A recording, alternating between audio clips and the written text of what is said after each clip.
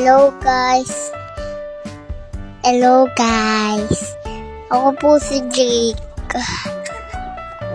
Sinundo na po ako ni Mama.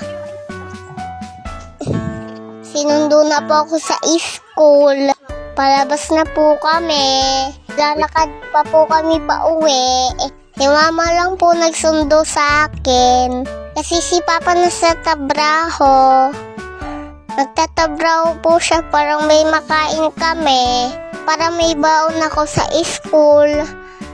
Kasi pauwi na po kami. Kasi po si Bibi, siya lang po mag-isa. Kaya nagmamadali na kami. Hello po guys. Nagsulat po ako sa school. Sumayaw po kami.